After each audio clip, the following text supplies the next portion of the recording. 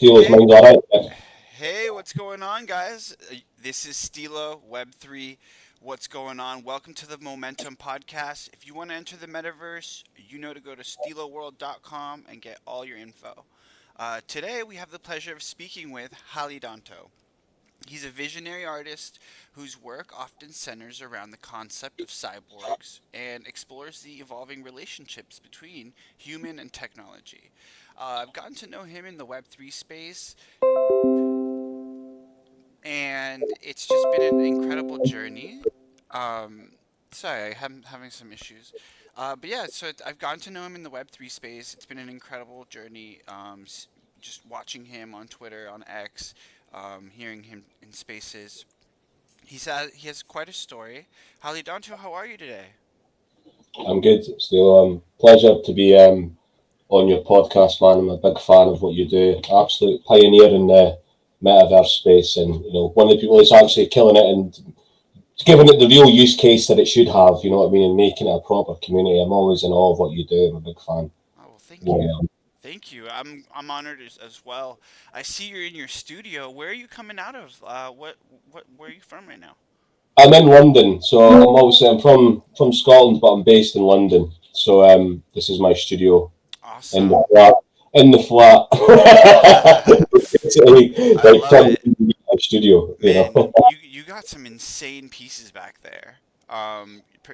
It's incredible what you do and how you look and how you perceive the world.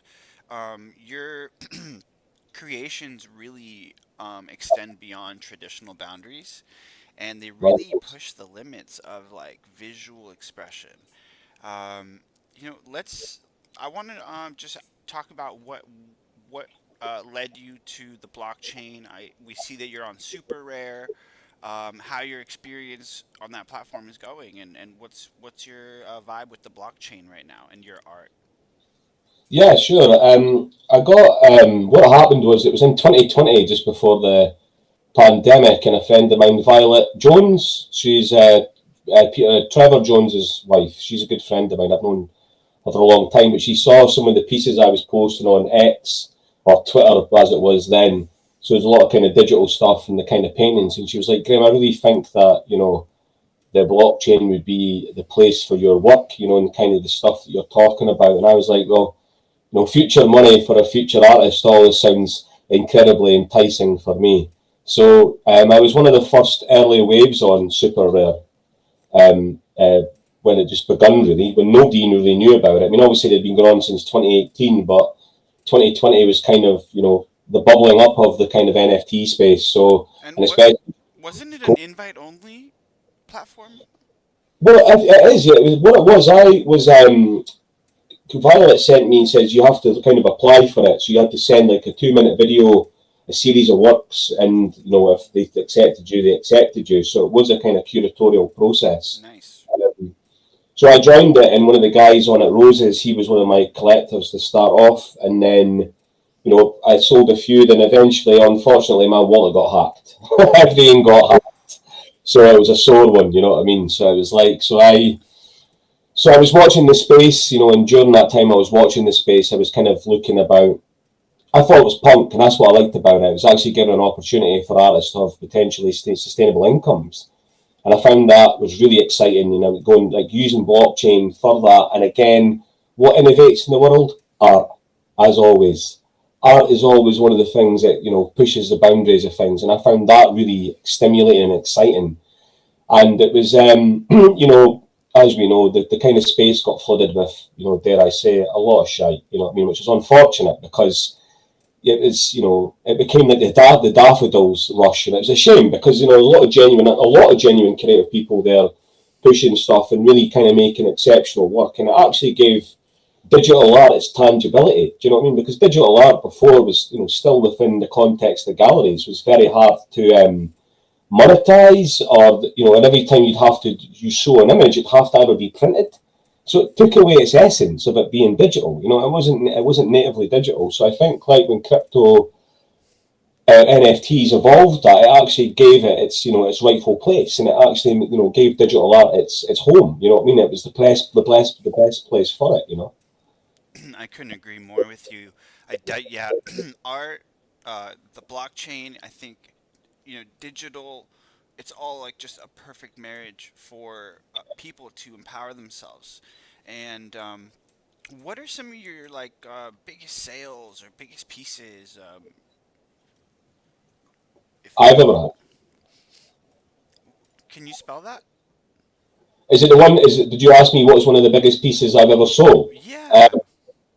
It was one of my drawings, which is funny. It was a drawing called No Exit, which was a continuous line drawing, which is kind of a feature of my work. And what was weird about that drawing was the original. I don't have the original at all. It goes way back to 2008, and it's quite a beautiful piece. And I was like, I'm going to mint that for posterity. I'm going to put it on the blockchain. And that, at the very start of it, it sold for 1 Ethereum. That was a lot of money. You know what I mean, for that drawing, especially that context. It was Heck like yeah. crazy. And even now, like that piece, which is annoying because I'll never, like, because my wallet's been hacked. But that piece now is for sale for like 500 million if you want to buy it. It's crazy. It's Right. crazy. Right. So, but I kind of, that was kind of I kind of disappeared for a while. I kept watching the blockchain because I got a bit annoyed with the space. You know what I mean? I got a bit annoyed with the culture, which was a shame because it got a bit, I don't know how to describe it, just, it was a bit, I found it a bit weird. Which And part? then, Which sorry? Where were you spending your time in crypto? Like I know that Telegram, there's a lot of people talking about crypto and a lot of groups over there, Discord, X. Where were I think you? X, I think X still. I mean, I was always, even when I wasn't actively putting stuff on chain, I was always in spaces, and I was obviously at the time I was developing the Sanctum Cyborgia opera project that I began writing in 2019. So that was providing a lot of food for thought for me in the context of what blockchain could do for good. What is the future of work? How could the blockchain, implement this and be part of this? How could decentralization and DeFi funding, not damage kind of the public purse in the context of actual, materials in the context of food, water, etc. And I was thinking, how could decentralization and the imagination economy be powered by crypto? So as I was developing the Sanctum Cyborgia Opera project, I was thinking, right, how can I utilize this? And then the thing I became aware of was DAOs, and DAOs really excited me. I was like, what is this? This is incredible. It's like, and then hearing some of the use cases, one guy from Ohio, and I wish I knew his name because he was a fucking legend. Me and him were on a space speaking, ended up taking over the space for about an hour. But he was doing a PFP project, and I was not a fan of these at all. But his use case was amazing. You bought into his PFP project, you would get delivered food if you lived in Idaho. And I was like, that's brilliant. You know what I mean? That's You like would get what? use case. Yeah. What would he give you? He would send you food from his farm. Oh wow. So, like, obviously, he was obviously doing the trading, but you'd have this case if you were in Ohio, he would send food. Yeah. And that just got me tripping out on the possibilities of what you could do of like for communities. You know what I mean? Communities who are starving, in the projects or in the schemes that you have here, how you could utilize these kind of things for good. You know what I mean? And how people could actually be a part of this. And again, understanding, what crypto did for me is I learned more about assets and trading and finance than I've ever learned in my life. You know, Exactly.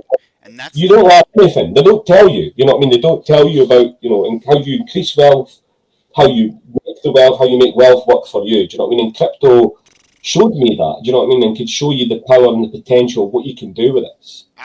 absolutely. For And me, that's powerful.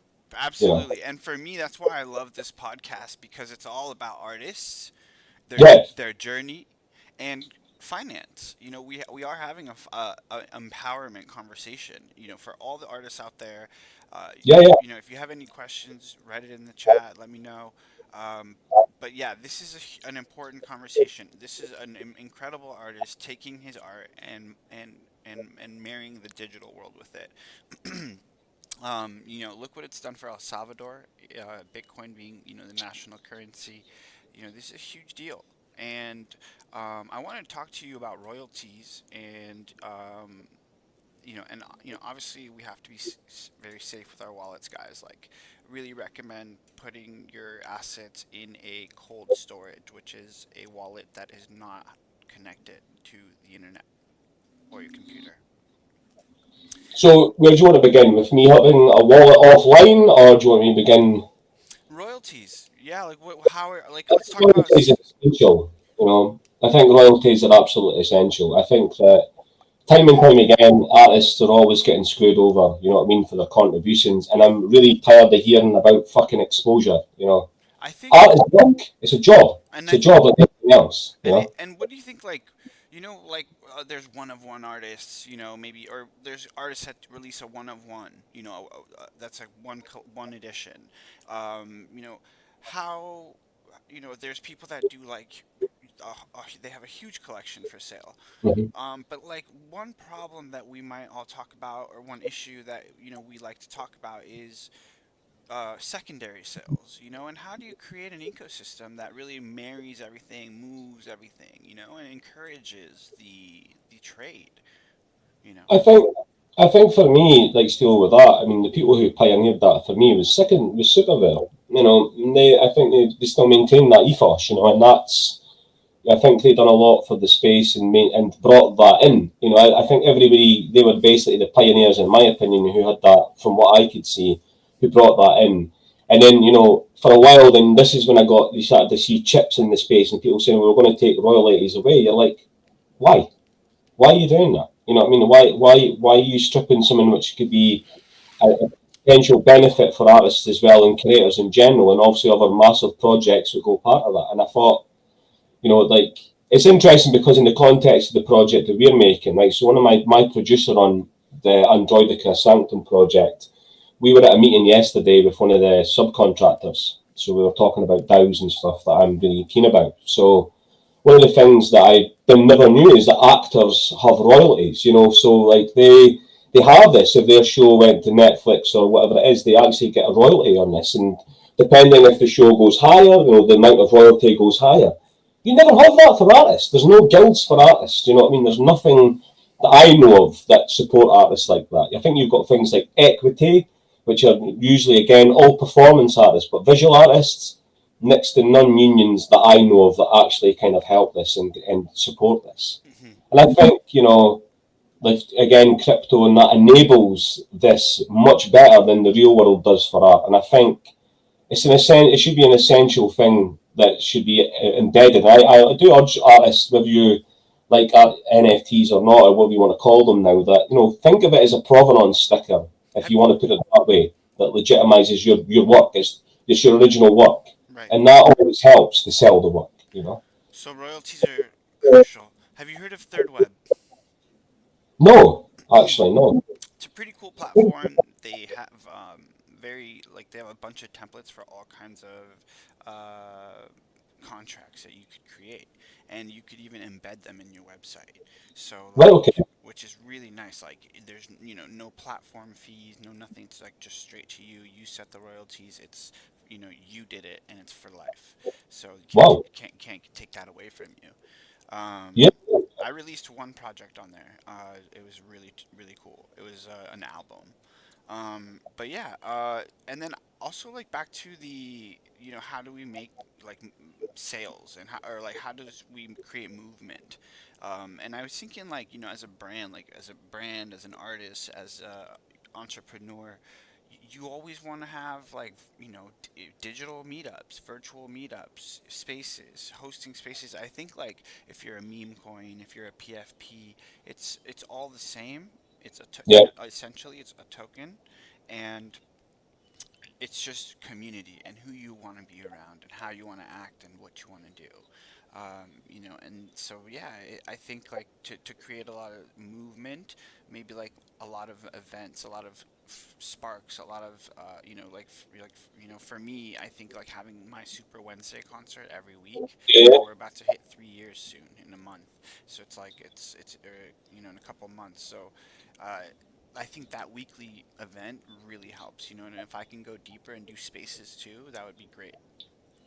No, I think what you're doing with that is excellent, and this is kind of bleeds into what I've been building over 4 years. we're looking at what metaverses is and to generally build an ecosystem and build a platform, you know what I mean, that people come, they could be either learning to be the performers and have jobs, or they can actually just be part of the community and building a community that should be selling digital assets, etc. So this is what I'm wanting to build and kind of looking at, the future of work, the imagination economy and how this is relevant. And you're already doing this, you know what I mean? This is like, one of the guys, as I said to you, and I'm not just saying that to blow smoke up your ass. I really genuinely think that you're pioneering things and you've got it right. And I think you're doing the right thing, holding weekly spaces. Because I think people think that if they build it, that people are just going to come. It doesn't work like that. You've got to put the work in. You've got to, build that community, make it reason why people want to join, be a part of it, have an ethos, and I think that's what we're doing as well, and like I said, I've said it before when I've met you, I said I wanted to bring you in, like cross-pollinate the communities, you know what I mean, and bring them all together, because that way we're stronger and that way it keeps going and that way you build a better ecosystem and fundamentally people start transacting and making money from the wares that they're doing and being part of something that's bigger and really utilising this technology. And I think that's, the crash of the NFTs is what we're having to navigate our way through at the moment, because everybody thinks it's like a poison chalice when you mentioned the acronym NFT. So I think that, like building these communities with these proper use cases are paramount to how these things are going to succeed. Otherwise, building it and just leaving it to be a graveyard, you might as well just no fucking bother, in my opinion. Do you know what I mean? So like what you're doing as well, and a couple of other people I see, I think that Era as well is doing kind of interesting things, is like generally building experiences and why you want to be in the metaverse and why you want to utilize this technology. So, I think like with what we're building that way is, we're creating jobs. We're creating jobs to create more jobs which are transferable skills, whether it's metaversal or physical, with the idea of performance and utilizing human-centered approaches to what these digital technologies can do, so. Yeah. So let's talk. Let's talk. I agree. Collaboration. Every time I've collaborated with someone, it always like just was great. Like it was just a great experience. Yeah, nice. And yeah, Ida X Lab. Shout out to Ida X Lab. We love you. You're an all star. Um, so I want to talk to you about Sanctum. We got 11 minutes here. I want to talk to you about Sanctum Yeah, Cyborgia. And I want you to elaborate on that connection and that theme, with your personal experiences and how it shaped your yeah, artistic vision. yeah, of course. Okay, like Sanctum Cyborgia is a culmination of all my work coming together, and to start off, I grew up in the '80s, and that was when I was born, and cyborgs were a major cultural iconic thing which were always in popular culture. And things like Akira and that were always someone that resonated with me completely. I'd never seen anything like this in my life. And I'm definitely a cyberpunk child. I wouldn't say I was a cyberpunk now. I'm kind of on my own journey with building my own universe of cyborgia and what it means to be a post-human in today's society. So Sanctum Cyborgia comes out of many streams. So first of all, with my health, I'll go into that because I think that's what you're kind of touching upon. So, yeah, I had a severe brain injury when I was about 20 odd, when I was studying in Germany. I was in a coma for 3 days. I should be dead. I shouldn't be here. I'm lucky to be alive. And that completely changed my life and completely changed how I perceived the world. And what was kind of interesting, it kind of drew me back into my childhood and um, and touching upon the things that I was really excited by, and things were cyborgs and robotics. And that, after my head injury, became the kind of main focal point for my actual artistic expression. Was it kind of the cyborg kind of was emblematic of something very powerful, but something very transformative, but also it wasn't about making the body better, it was about accepting the body for what it is and accepting the challenges within my own physiology. I lost my hearing, I've become my own cyborg parts. So, and also as well, I'm neurodivergent, which I haven't known for years, but it kind of makes sense to me now. So I was diagnosed with this, and that's added other complexities on top of the head injury. And especially the notions of metamorphosis is a major thing in my work. As you can see, some of the paintings in the back are kind of abstract, fleshy, figurative things. So, through my own journey as being a working class artist in Britain, like it's always a struggle. It's a very boring story to keep going over, but this country exports about £8 billion a year in culture, but 0.01% of people are employed in these areas. And that was the kind of, in the nutshell, why I started to begin Sanctum Cyborgia. I was on a panel at the V&A in Dundee in my hometown. I was actually with one of the Scissor Sisters, animatronic. So we were sharing the same panel. And while I was sitting there, we were talking about robots and UBIs and universal basic incomes. And I started thinking about, what is the pros and cons of a UBI? And, how are people going to be from working class backgrounds, disabled backgrounds, and neurodivergent backgrounds? How are they going to be employed in the future, especially with things like AI on the horizon? How is that going to transform the landscape? And what are people going to be doing? And I was sitting thinking, well, the thing that I think that people might need and what I should actually deconstruct was opera. Because opera is always seen as this kind of bourgeoisie, pastime that people really in Britain don't really go to, but we have many of them. And opera is for the people, but opera in itself there's a lot of innovation, there's a lot of, stage design, there's a massive community. And I was like, well, why don't I transform that into something that's contemporary and bring it with a post-human kind of feel to it? And bring in like my studies into post-human philosophy, my own writings, my own poetry, and why don't I combine this into the Sanctum Cyborgia Opera Project? So the Sanctum Cyborgia Opera Project is a massive project that I begun in 2019, which ironically, the story is about a virus, which predates COVID. I don't know if that's a good thing or a bad thing, so that was really strange. And then when I started writing this story, so I envisioned it now to be a metaverse academy, which will train people in the metaverse to democratize the metaverse and make that a new way of how we train and even use elements of gamification, how I train people about the history of opera, but also to become the performers of my opera that I've written, but also give people transferable skills, which would be metaverse performances, physical performances, XR, etc. So that's in the physical opera itself is an immersive opera. It's not traditional opera. You're actually taking part in the opera, but it's all about cyborgs, post-humanism, time travel, but fundamentally, what does it mean to be human? So within parts of the synopsis, all these various humans and different evolutions of human come back through time. And I'm obsessed with the matryoshka. So that's a big thing in my work is the Russian dolls. I see it as the kind of DNA genealogical structures.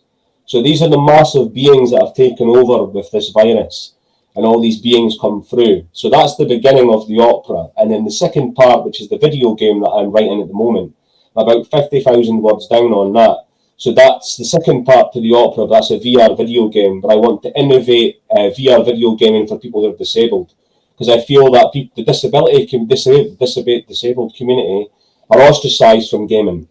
There's not enough platforms, so the whole thing is cross-pollinating it so people can work with ableist players and disabled players to explore the second part of Sanctum Cyborgia, which is the chrysalis of Cyborgia, which opens up a more complex story, explains where the virus is coming from, and it's all about race and culture and how we try and merge and unify each other to hopefully restore balance. But of course, it's not going to restore balance because we've got to make the story bigger. So, Sanctum Cyborgia is a massive project, and luckily this year, after 4 years of this work, I've built an amazing team, and we were awarded the Innovate UK award, the Creative Catalyst Fund, which is very hard to actually get. It's very hard to get. So we were given a decent fee to begin a road to market, which is incredible. After doing this work through COVID and going through that journey, and being a founder, it's not been easy, and it's still not easy. Don't get me wrong, and it's not a woe's me story, but it is.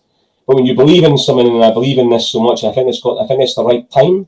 I think that the blockchain, immersive, human-centered experiences are what we need in the world. At this moment, it's required, it's needed, and we need to really think about the world, the digital world and the physical world merging and being separate at the same time. But how will we be working in this? And the art, and why art is needed, especially within AI. I'm a fan of generative AI art. I'm not anti-AI art, but I think that it's a tool, but you need the humans at the centre of that. Every human being is a unique metaverse inside their head.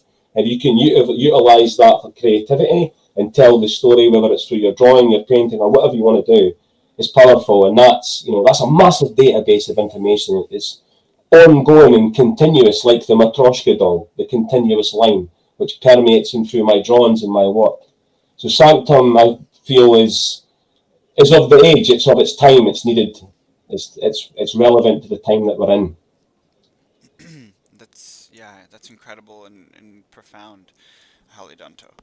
Thank you. I see biomorph back there, Yeah, the oil yeah. painting. It's on his website, guys. Check it out. Really, really, really dope description. Really fun story. That's what I love about your pieces is they all have like a really deep story and a lot of depth to the Thank you, Stu. to the And description. that's what I'm going to do. It's always a conceptual framework for what I build. It's like when people go, he does cyborgs. I'm not, I mean, cyborgs are where I began. Now I'm past, I'm evolving into someone else. I don't know what these works are. And I'm even trying to consider my own position as an artist. I sometimes don't even think I'm an artist. I don't know what I am yet. I'm still, it's still an ongoing process. It's still Yeah. a state of becoming. So, I think I'm going to quite a lot of digital now. In this year as well, recently, it was just kind of bizarre. It was like I won an award for one of the AI films that I made at the NFC Portugal. So I won the Wow. community, which I thought was quite beautiful and resonant in the context of what I'm doing with the opera about community. And really that's the basis. And I think you'd agree with me, Steele, when community gets bandied about quite a lot, and I don't think people really know what it means and what they're trying to do with it. So I think like the use cases that we're trying to do with Sanctum is to build a real community based on empowering people. I mean, this is to give people jobs as well. This is to make people have a wage within a contemporary setting, and how digital tech and AI will change the landscape. We're going through a major shift. Now, this is like the industrial revolution, but digital, even Yeah. bigger. You Abs- know, Absolutely, and that's why we have to have these conversations. I think this is a great conversation for any artist right now. I think there might be like a loneliness thing going on in the world. There's a lot yeah. of silos, algorithms people don't know about, and yeah. So jump onto different platforms, guys. Join conversations, get into comments, and especially on X, follow Hallidonto. He's got some incredible work on there. Check out his website. It's dope. Um, Last thing, wanted to ask you, what advice would you give to artists who are interested in entering the Web3 space? Get yourself familiar with the spaces, and I think that one of the key thing is to interact with people. Obviously you have your work, but get to know people. I think that's the key thing. Get to know people and genuinely build relationships and bonds with people, and see how that goes. And apply to all these platforms. Don't take no for an answer. I've never took the fucking no for an answer. I wouldn't be where I was if it did. So I think the key thing is find your people. And I know it sounds cliche, but I mean, and get involved in discussions. When you go in spaces and people think I don't want to talk, well, if you don't talk, no one knows who you are. So the best thing to do is speak. Because the only body that can speak about your work is Totally. you. And I think that's the key thing. And just have fun, but just keep doing your work, and just don't get affected by what everybody else is doing with their art. You just stick to what you're building and keep developing your work. That's It's the great. key. That's great advice. I do know a lot of artists who are really shy. Definitely get out your bubble. And a lot of videos that I've been watching online lately are about like, going outside yourself and being authentic and letting go. So yeah, so much fun talking to you, Holly Donto. You too, still. You're an amazing person. You're very talented. Um, Thank you, man. Really can't wait to see you online, and hopefully we'll see you in the metaverse. Well, what's good is because good on that still, because I've got a quest 3 coming, so I'll be coming to the spaces more, and I want to keep in touch with you as well, because I want to build a better relationship with yourself, and keep doing what you're doing, mate, because you're fucking it's excellent. Nice. I'm a big fan, mate. I really am. Thank you. I can't wait to see your art gallery. It's gonna be crazy. You're a legend, mate. Thank you, mate. All right, guys. Thank you so much, and we'll see you next week. Take care, man. Bye bye. And as always, you can check out the recording of this on YouTube. Thanks, guys.